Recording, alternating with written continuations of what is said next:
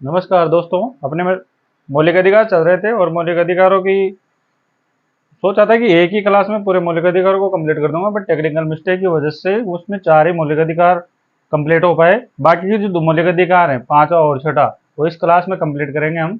और अगर आपको दोनों क्लासें नहीं मिल पाए तो प्लेलिस्ट में जाकर देख लेना, वहाँ पर भारतीय इंडियन पॉलिटी के नाम से आपको क्लासें मिल जाएगी, तो वहाँ से पूरी कंप्लीट क्लासें मिल जाएगी आपको। ठीक है, तो अगला जो हमारा मौलिक अधिकार था पांचवा, वो है संस्कृति व शिक्षा संबंधी अधिकार। संस्कृति व शिक्षा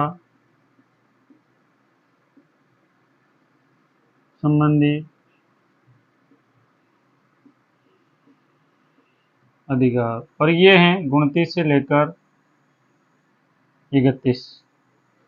29 से लेकर 31 तक इनका प्रावधान किया गया है, अनुच्छेद 29 से लेकर 31 तक। तो बात करते हैं पहला ही अनुच्छेद 29। अनुच्छेद 29 के अंतर्गत क्या प्रावधान किया गया है? इसमें 29 और 30 जो अनुच्छेद है उनके अंतर्गत स्पष्ट रूप से जो अल्पसंख्यक वर्ग हैं उनके लिए प्रावधान किए गए हैं। तो अनुच्छेद 29 में अल्पसंख्यक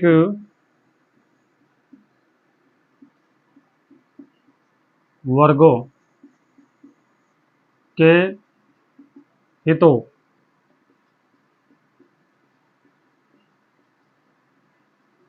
के संरक्षण।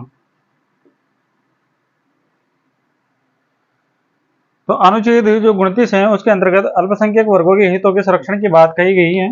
और इसके अंतर्गत क्या क्या आ जाएंगे? एक तो इनकी संस्कृति, यानी कि जो अल्पसंख्यक हैं उनकी संस्कृति को बनाए रखेंगे, और उनकी भाषा और लिपि,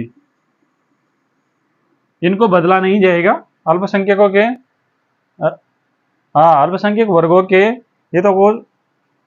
हितों के संरक्षण को ध्यान में रखते हुए संस्कृति, भाषा और लिपि पर विशेष ध्यान रखा जाएगा, इनको बदला नहीं जाएगा। ठीक है, अगला अनुच्छेद है 29, ये भी अल्पसंख्यकों को लेकर ही है। अनुच्छेद 30, सॉरी, अनुच्छेद 30। तो अनुच्छेद 30 के अंतर्गत स्पष्ट रूप से कहा गया है कि अल्पसंख्यक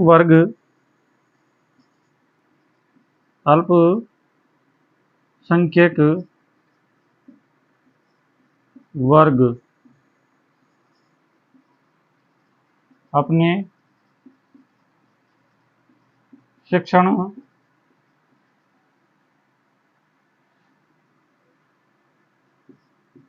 संस्थान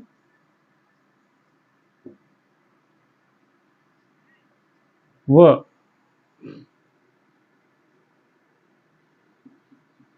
प्रशासन चला सकेंगे। तो जो अल्पसंख्यक होंगे, जो अल्पसंख्यक वर्ग है जो भी, वो अपने शिक्षण संस्थान चला सकेंगे और अपने प्रशासन चला सकेंगे। ठीक है, यानी कि अपने शिक्षण संस्थानों में अपने हिसाब से प्रशासन चला सकेंगे। अगला है अनुच्छेद 31।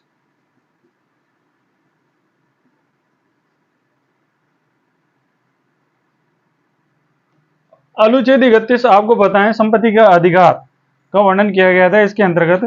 तो यहां पर संपत्ति के अधिकार को 44वें संविधान संशोधन अधिनियम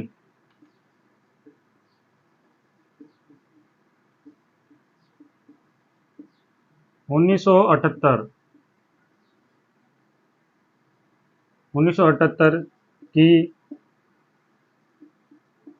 धारा 6 के अनुसार 20/6 1979 को समाप्त कर दिया गया और इसकी जगह अनुच्छेद 31 का प्रावधान किया गया। अनुच्छेद 31 का प्रावधान किया गया। क्यों हटाया था उसका रीजन इसी में ही बताया गया है, अनुच्छेद 31 में, कि सरकार विकास कार्य हेतु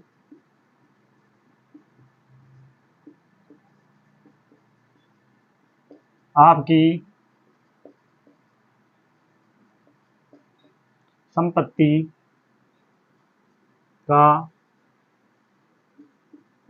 अधिग्रहण कर सकती हैं।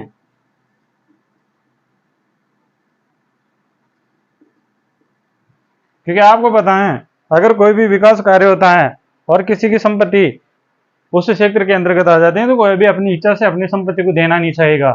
ठीक है, तो इसी वजह से यहाँ पर अनुच्छेद 31 में जो संपत्ति का अधिकार दिया गया था उसको 1978 के अधिनियम की धारा 6 के अनुसार समाप्त करके अनुच्छेद 31 का प्रावधान किया गया है। और इसके अंतर्गत स्पष्ट रूप से कहा गया है कि अगर भारत सरकार किसी भी क्षेत्र का विकास करना चाहेगी और वहां पर किसी भी व्यक्ति की अगर कोई संपत्ति आती है तो वह उसका अधिग्रहण कर लेगी। ठीक है, तो इस पर मतलब सरकार से आप उलझ नहीं सकते इस मैटर में, क्योंकि उन्होंने इसके अंतर्गत विशेष प्रावधान किया गया है। तो संपत्ति पर वैसे विशेष रूप से किसी का भी अधिकार नहीं होता है। ठीक है, और वैसे भी जो भूमि है उस पर सरकार का ही स्वामित्व माना गया है। जो किसान है या कोई भी है उनका फाइनल अधिकार सरकार का ही होता है, जो भूमि है राजस्व विभाग के अंतर्गत। हाँ, आगे तो ये था हमारा 5वां अधिकार, संस्कृति व शिक्षा संबंधी अधिकार 29 से लेकर 31 के मध्य। ठीक है, तो इसमें अनुच्छेद 29 है, ये अल्पसंख्यकों के वर्गों के हितों को ध्यान में रखते हुए मतलब संस्कृति, भाषा और लिपि को बनाए रखेंगे। अनुच्छेद 30 के अंतर्गत अल्पसंख्यक वर्ग अपने शिक्षण संस्थान तथा प्रशासन को चला सकेंगे। अनुच्छेद 31 के अंतर्गत जो कि संपत्ति का अधिकार था उसको समाप्त किया गया है अधिनियम 1978 की धारा 6 के अनुसार, और 20/6/1979 से मतलब ये संपत्ति का जो अधिकार था वो समाप्त हो गया है। पहले संपत्ति का अधिकार था लेकिन अब समाप्त हो चुका है। और अनुच्छेद 31 का प्रावधान किया गया है इसी के अंतर्गत, और इसमें स्पष्ट रूप से कहा गया है कि अगर भारत सरकार विकास कराना चाहती है और विकास के अंतर्गत अगर किसी की संपत्ति आती है तो उस संपत्ति का अधिग्रहण कर लिया जाएगा। समझ गए?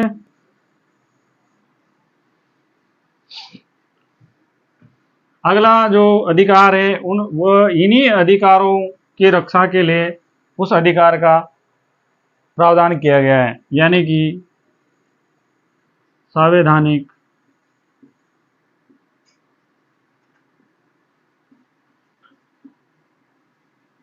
उपचारों का अधिकार, और ये है 32 से लेकर 35 तक। ठीक है, संवैधानिक उपचारों का अधिकार, तो इसके अंतर्गत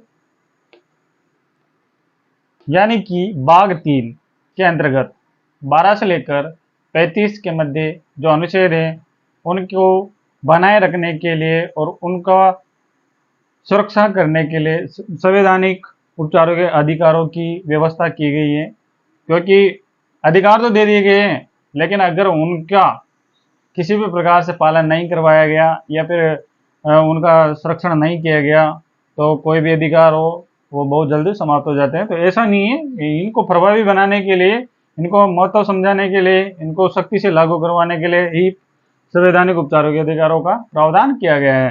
तो बात करते हैं अपन पहले ही अनुच्छेद 32। अनुच्छेद जो 32 है उसके अंतर्गत स्पष्ट रूप से कहा गया है कि इस अनुच्छेद के द्वारा प्रदत्त अधिकारों को परिवर्तित कराने का अधिकार होगा, यानी कि इसे इन संविधानों इन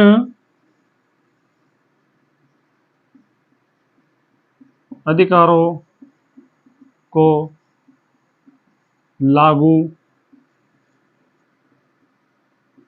कराने का प्रावधान, यानी कि सख्ती से इन अधिकारों को लागू कराने का प्रावधान किया गया है 32 अनुच्छेद 32 के अंतर्गत। ठीक है, अगला बात करते हैं अनुच्छेद 33।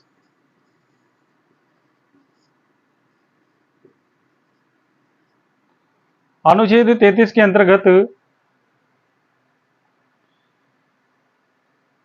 जो भारतीय संसद है, भारतीय संसद को इन अधिकारों के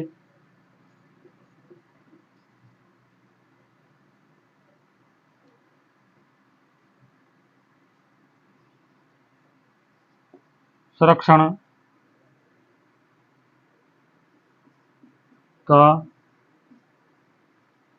जिम्मा दिया गया है। यानी कि अगर इन अधिकारों का हनन होता है या फिर इन अधिकारों पर कोई आँच आती है तो भारतीय जो संसद है वह इन अधिकारों का क्या करेगी, संरक्षण करेगी, इनका बचाव करेगी, इनके बचाव से संबंधित नीतियां बनाएगी, कानून बनाएगी। ठीक है, और इनको प्रभावी रूप से बनाए रखेगी। अगला है 34।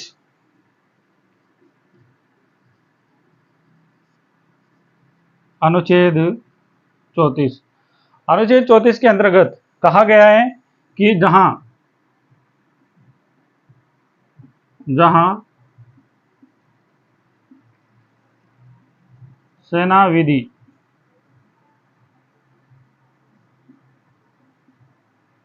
कार्यरत हो वहां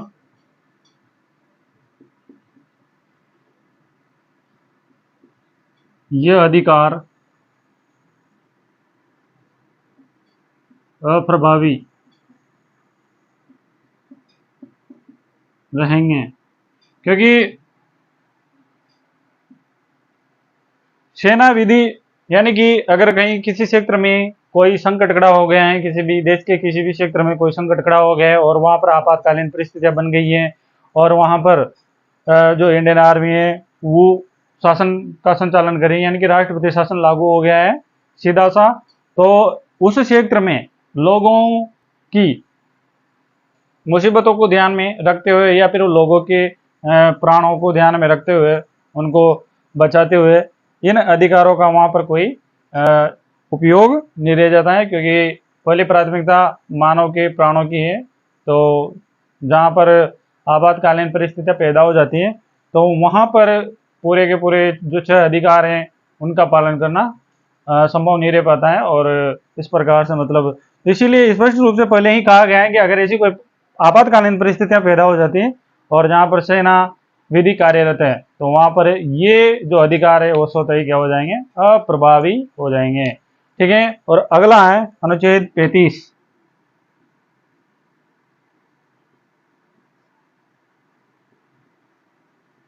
अनुच्छेद 35 के अंतर्गत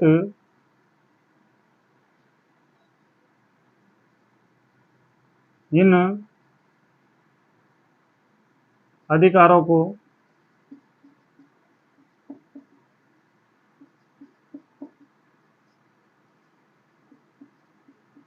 प्रभावी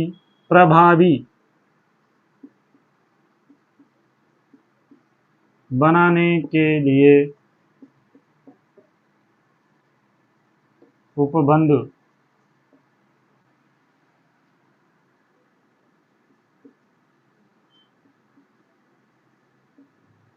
का प्रावधान, यानी कि कोई भी अगर अधिकार हैं अगर उनको प्रभावी नहीं बनाया जाएगा तो वो धीरे धीरे कमजोर हो जाएंगे।